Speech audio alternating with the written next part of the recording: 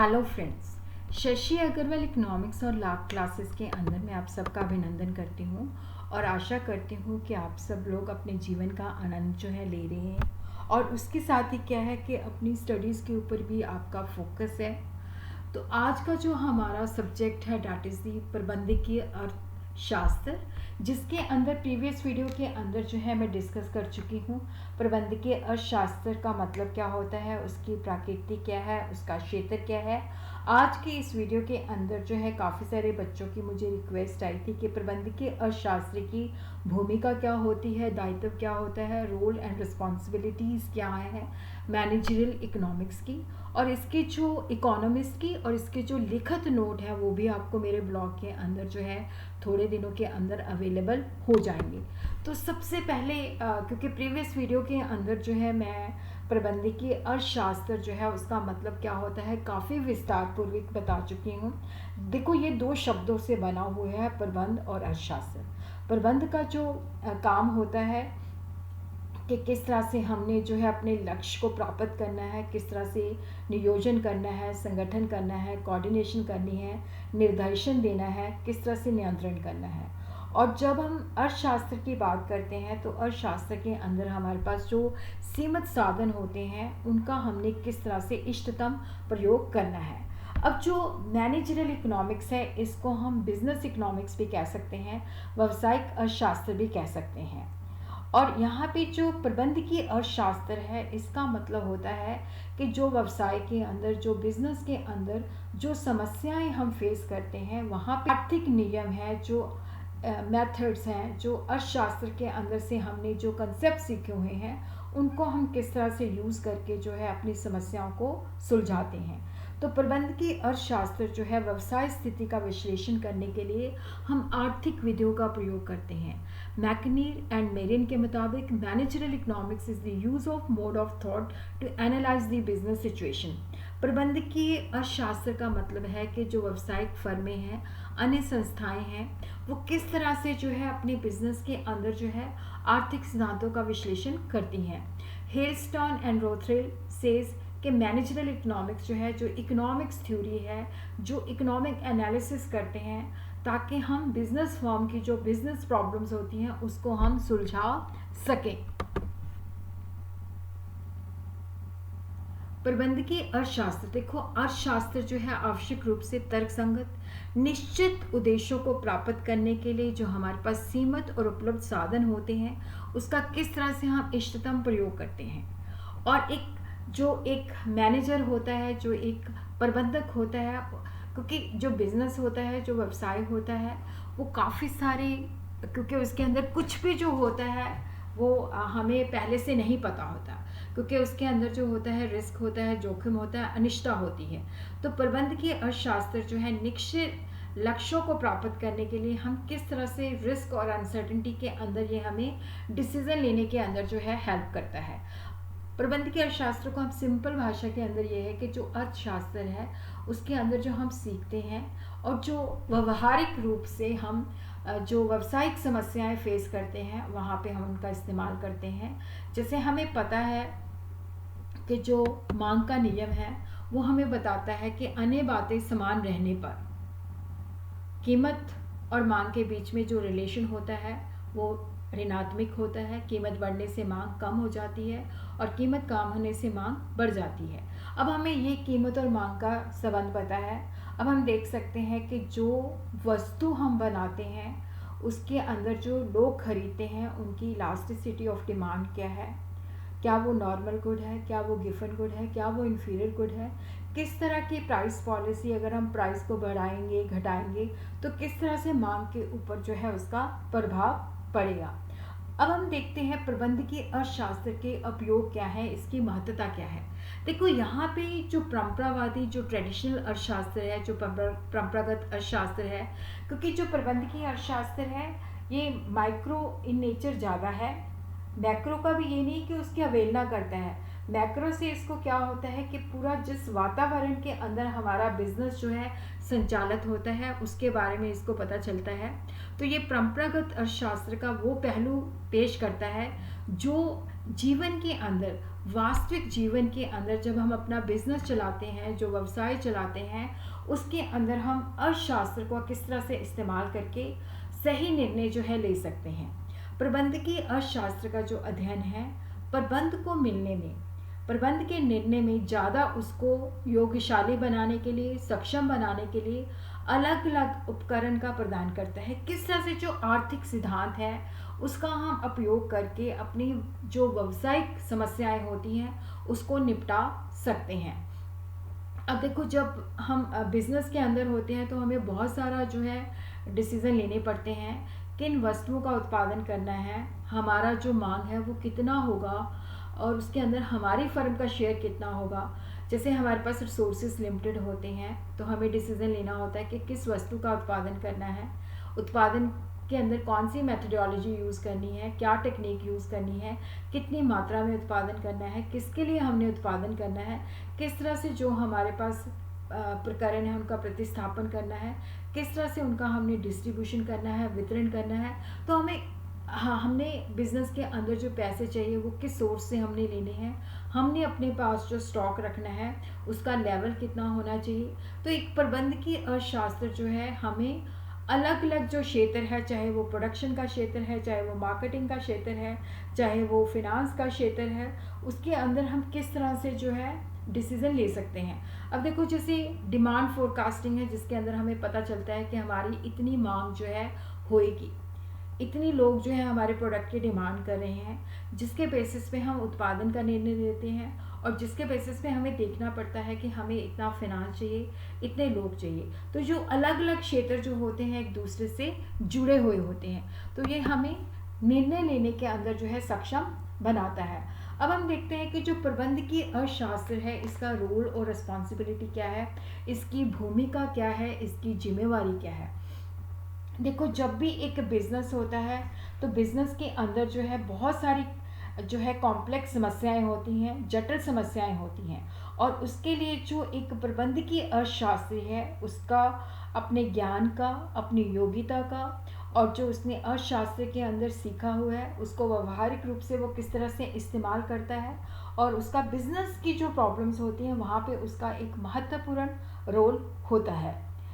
और उसी तरह क्या होता है कि देखो, जैसे व्यवसाय वातावरण के अध्ययन में महत्व, तो यहाँ पे जो एक प्रबंधकीय अर्थशास्त्र है वो किस तरह के वातावरण के अंदर हमारा बिजनेस जो है चल रहा है उसको हमें समझाने में हेल्प करता है। ये वातावरण को स्टडी करता है कि किस तरह के इन्वायरमेंट के अंदर हमारा बिजनेस जो है चल रहा है, और कौन सी वातावरण के अंदर जो चीज़ें हैं जो हमारे बिजनेस को प्रभावित करती हैं और जिसके बारे में हमें ज्ञान होना चाहिए, वो क्या हमें अपॉर्चुनिटीज़ देती हैं या हमारे लिए समस्याएं खड़ी करती हैं। तो अर्थशास्त्री जो है वातावरण के बारे में डाटा इकट्ठा करते हैं, चाहे वो मैगजीन से, चाहे वो जर्नल से, चाहे वो इकोनॉमिक इन्वायरमेंट है, चाहे वो डेमोग्राफिक इन्वायरमेंट है, सबके बारे में डाटा इकट्ठा करते हैं। तो यहाँ पे माइक्रो और मैक्रो स्तर पर जो ट्रेंड होते हैं उनके अंदर क्या चेंजेस आ रही हैं, क्या तब्दीलियाँ आ रही हैं, किस तरह से वो हमारे बिजनेस को प्रभावित करते हैं। भारत, हमें पता है, मिश्रित अर्थव्यवस्था है जिसके अंदर क्या होता है कि सार्वजनिक क्षेत्र होता है, निजी क्षेत्र होता है। तो उसके अंदर जो निजी निवेशक हैं उनको उन अपावों तरीक़ों के बारे में समझाते हैं ताकि वो सरकार की जो नीतियां हैं उसका इस्तेमाल करके जो है अपने बिजनेस को जो है ऊपर तक ले जा सकें।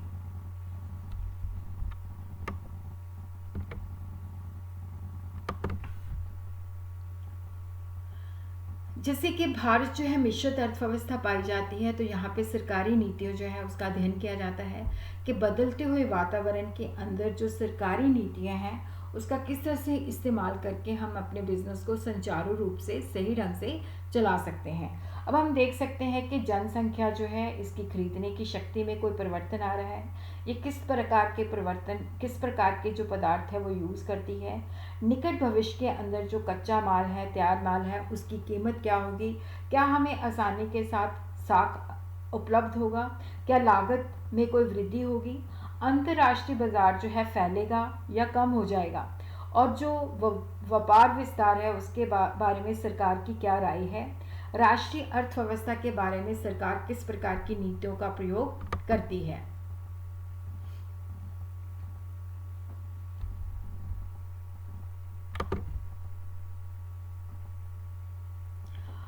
प्रबंधकीय अर्थशास्त्र की भूमिका जो है बहुत ही महत्वपूर्ण होती है, क्योंकि वो फर्म की जो आंतरिक कार्य प्रणाली होती है, जो इंटरनल फंक्शनिंग होती है, वो उसको अच्छी तरह से अंडरस्टैंड करता है, और जिसके अंदर वो कोशिश करता है कि जो पदार्थ हमने बेचने हैं उनकी मांग का पहले से अनुमान लगाता है, बाजार का शोध करता है, किस तरह से हमने अलग अलग बजट बनाने हैं ताकि अपनी लागत को नियंत्रण कर सके,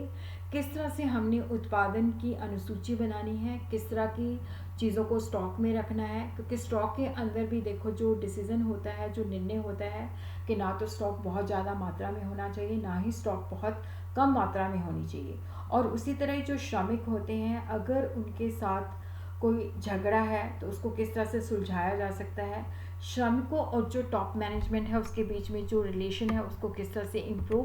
किया जा सकता है। और उसी तरह आर्थिक बुद्धिजीवी के रूप में भी कार्य करता है। प्रबंधकीय अर्थशास्त्र जो है प्रबंध को बाजार में प्रतियोगिता, प्रतिस्थापन, वस्तु की कीमत, कर की दरों आदि के बारे में भी सूचना देता है। वो दूसरी फर्मों की जो प्रकाशित सामग्री होती है, जैसे उनके प्रॉफिट एंड लॉस या उनके बारे में कोई भी इंफॉर्मेशन आती है, तो वो उसका विश्लेषण करता है और बताता है कि जो दूसरी फर्में हैं वो इस तरह की नीतियों का प्रयोग कर सकती हैं और उसका हमारे बिजनेस के ऊपर ये प्रभाव पड़ सकता है। और उसी तरह हम देखते हैं कि कुछ विशिष्ट कार्य होते हैं कि जिसके अंदर जो, क्योंकि अलग अलग जैसे प्रोडक्शन का है, फिनांस का है, मार्केटिंग का है, तो जैसे बहुत सारे अलग अलग जो डिफरेंट डिपार्टमेंट्स होते हैं, जो बिज़नेस की अलग अलग गतिविधियां होती हैं, जैसे बिक्री का पूर्व अनुमान लगाना, औद्योगिक बाजार शोध करना, उद्योग की जो कीमत संबंधी जो कोई समस्याएं हैं, प्रतियोगी कंपनियों का आर्थिक विश्लेषण, पूंजी प्रोजेक्ट, उत्पादन कार्यक्रम, निवेश विश्लेषण और उसका पूर्वानुमान कि किस तरह से हम अपनी जो है इन्वेस्टमेंट कर सकते हैं, व्यापार एवं सार्वजनिक संबंधों के बारे में सलाह, प्राथमिक वस्तुओं पर सलाह, विदेशी मुद्रा के अंदर सलाह, कृषि का किस तरह से हम आर्थिक विश्लेषण कर सकते हैं, अविकसित अर्थव्यवस्था का विश्लेषण, वातावरण संबंधी जो है किस तरह से हम अनुमान लगा सकते हैं कि किस तरह के वातावरण के अंदर जो है हमारा बिजनेस जो है चलेगा। और उसी तरह जो भारतीय अर्थव्यवस्था है, देखो उसके अंदर भी जो प्रबंधकीय अर्थशास्त्र है उसकी भूमिका बहुत ही महत्वपूर्ण है। देखो यहाँ पे चाहे जो प्रबंधकीय अर्थशास्त्र है ये माइक्रो नेचर ज़्यादा है, पर ये मैक्रो का इग्नोर नहीं करता। माइक्रो तथा मैक्रो स्तर पर बिजनेस को अगर हमने बढ़ाना है तो उसके लिए किस तरह का भारत के अंदर जो वातावरण है उसका स्टडी करता है। फिर प्राकृतिक साधनों का अध्ययन, उनकी संभावना, किस तरह से हम उसको ज़्यादा से ज़्यादा अच्छी तरीके से प्रयोग कर सकते हैं। और उसी तरह बड़े लेवल पे मांग का अनुमान लगाना, उसके अंदर हमारा शेयर क्या होगा। उसी तरह उत्पादन की किस तरह से हम योजना बनाते हैं, किस तरह से हम कृषि के साथ जुड़ी हुई इंडस्ट्री लगा सकते हैं। और उसी तरह हम देखते हैं कि जैसे वो अलग अलग सेमिनार कॉन्फ्रेंस के अंदर जाता है, वहाँ से डाटा जो है इकट्ठा करता है, और जो नीति निर्माण के अंदर भी जो है सरकारी जो एजेंसियां होती हैं उनको भी वो हेल्प प्रोवाइड करता है। और उसी तरह हम देखते हैं कि यहाँ पे जो सामान्य कार्य, ये थे विशिष्ट कार्य। अब सामान्य कार्य का मतलब होता है कि व्यवसाय के अंदर जो फर्म है वो किस तरह के निर्णय लेती है। जब भी हम प्रबंधकीय अर्थशास्त्र की बात करते हैं तो एक तो इसका काम होता है निर्णय लेना, क्योंकि जो सब कुछ होता है वो अनिश्चितता और जोखिम से भरा होता है। और दूसरा जो होता है ये फ्यूचर के लिए प्लानिंग करता है, फॉरवर्ड प्लानिंग करना है। तो निर्णय लेने के लिए देखो एक्सटर्नल फैक्टर, इंटरनल फैक्टर दोनों ही प्रभावित करते हैं। एक्सटर्नल फैक्टर के अंदर ये स्टडी करता है कि किस तरह का जनरल इन्वायरमेंट है, सामान्य आर्थिक व्यवस्था है, किस तरह की जो फोर्सेस हैं वो हमें प्रभावित करती हैं, वस्तु की मांग जो है किस तरह की है, और लोग जो है मतलब कितनी जो है उस जो वस्तु की मांग है वो कितनी किस प्रकार की है, कितना वो कंज्यूम करते हैं, लोगों की खरीदने की शक्ति, कच्चे माल की लागत क्या है। और मार्केट के अंदर जो है किस तरह की वो मोनोपोली है, मोनोपोलिस्टिक है, ओलिगोपोली है, मार्केट के अंदर किस तरह की कंडीशन है, किस तरह से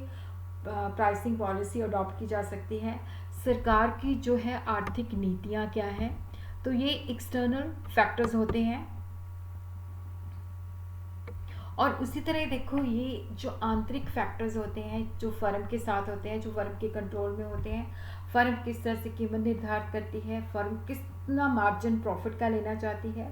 फर्म के पास जो प्रोजेक्ट होते हैं उनके अंदर किस तरह से निवेश करती है, किस तरह से अपनी तकनीक को विकास करती है, किस तरह से अपने बिजनेस का जो व्यवसाय है उसका नियोजन करती है, किस तरह से अलग अलग जो रिसोर्सेज होते हैं वहाँ से डाटा इकट्ठा करती है और रिग्रेशन के माध्यम से उनका आपस में रिलेशनशिप स्टडी करती है। और उसी तरह ही जो मैनेजरल इकोनॉमिस्ट है ये आर्थिक अनुसूचना भी जो है प्रोवाइड करता है ताकि मैनेजमेंट जो है सही डिसीजन ले सके। और उसी तरह हम देखते हैं कि what is the responsibility of the managerial economist. प्रबंधकीय अर्थशास्त्र के दायित्व प्रबंध को समय समय पे जोखिम, क्योंकि देखो जो इन्वायरमेंट होता है वो रिस्की होता है, जिसके अंदर जो डिसीज़न होते हैं वो, क्योंकि अनसर्टेनिटी ज़्यादा होती है, जोखिम ज़्यादा होता है, तो वहाँ पे प्रबंधकीय अर्थशास्त्र का जो दायित्व बनता है कि जो कंपनी के टॉप मैनेजमेंट है तो वो इनके संबंधी जो है कि उनका प्रभाव क्या हो सकता है, किस तरह की अनसर्टेनिटी है, किस तरह का रिस्क है, तो वो नैतिक रूप से उसकी जिम्मेवारी होती है कि वो टॉप मैनेजमेंट को बताए। और वो राष्ट्रीय अंतर्राष्ट्रीय व्यापार जो है उनके अंदर जो उतार चढ़ाव होता है उसको भी स्टडी करता है, उसका हमारे बिजनेस के ऊपर क्या प्रभाव हो सकता है वो भी बताता है। अगर देखो कोई भी फर्म जो है वो सफलता प्राप्त करना चाहती है तो उसके पास जो साधन होते हैं उन साधनों का अच्छी तरह से प्रयोग होना चाहिए। तो प्रबंधकीय अर्थशास्त्र जो है बताता है कि हम साधनों का किस तरह से प्रयोग करके जो है अपने फर्म को जो है सक्सेस प्राप्त करवा सकते हैं। और उसी तरह देखो जो बिजनेस के जो विपणन एजेंट्स होते हैं जो वस्तुओं को बाज़ार के अंदर लेके जाते हैं, अगर कोई गलत प्रयोग होता है तो उसके बारे में सूचना दी जाती है ताकि कंपनी की इमेज पे ऊपर कोई प्रभाव ना पड़े। और वो सही आंकड़े जो है इकट्ठा करता है और उसके लिए अलग अलग जो स्रोत होते हैं, एजेंसी होते हैं, उनके साथ संबंध बना के रखता है। और यहाँ पे एक निष्ठावान और प्रबंधकीय अर्थशास्त्री होना चाहिए, तभी वो सफलतापूर्वक जो है नियोजन कर सकता है। और उसी तरह उसका योगदान जो लेबर के अंदर जो श्रमिक जो प्रबंधकीय अर्थशास्त्री जो है जो लेबर के अंदर झगड़े होते हैं कि किस तरह से औद्योगिक शांति बनाए रखना है, उसके अंदर भी वो हेल्प प्रोवाइड करता है। और उसी तरह हम देखते हैं कि जो प्रबंधकीय अर्थशास्त्री है उसके अंदर क्या असेंशियल क्वालिफिकेशंस होनी चाहिए। देखो उसके अंदर डिप्लोमेसी होनी चाहिए। डिप्लोमेसी का मतलब होता है कि हर बात को वो अच्छे ढंग से सुलझा ले, क्योंकि अगर वो जो है तभी वो दूसरों के साथ अच्छे संबंध बना सकता है। उसको फर्म की जो कार्य प्रणाली है उसके बारे में पूरा ज्ञान होना चाहिए, नॉलेज होनी चाहिए, ताकि वो बता सके कि जो इस तरह के अगर हम निर्णय लेते हैं तो हमारी फर्म के ऊपर क्या प्रभाव हो सकता है, जो सीमित साधन है उसका इष्टतम प्रयोग कर सके, जो अर्थशास्त्र के जो कंसेप्ट्स हैं उनको हम व्यवहारिक रूप से किस तरह से इस्तेमाल कर सकते हैं। और उसके पास रियर इंट्यूटिव एबिलिटी का मतलब होता है कि अगर ये चीज़ आती है तो हमारा बिजनेस के ऊपर ये प्रभाव हो सकता है। वो देख सके कि क्या ये चीज़ हमारे बिजनेस के लिए, अगर सरकार की कोई पॉलिसी आती है लॉन्ग रन या शॉर्ट रन के ऊपर, हमारे बिजनेस के ऊपर इसका क्या प्रभाव पड़ेगा। उसके अंदर एक क्रिएटिव माइंड होना चाहिए ताकि वो नई चीज़ें, नए आविष्कार कर सके। उसका स्वभाव जो है मीठा होना चाहिए, वो अपनी बात को फॉर्मली कह सके, वाइज होना चाहिए ताकि वो कंसेप्ट को समझ सके और कंसेप्ट का जो है किस तरह से उसने इस्तेमाल करना है। इसके साथ ही क्या है कि हमारा जो प्रबंधकीय अर्थशास्त्र की जो रोल और रिस्पॉन्सिबिलिटी थी वो ख़त्म हो गया है। शशि अग्रवाल इकोनॉमिक्स तथा लॉ क्लासेस को देखने का धन्यवाद। इसको शेयर कीजिए, सब्सक्राइब कीजिए, लाइक कीजिए।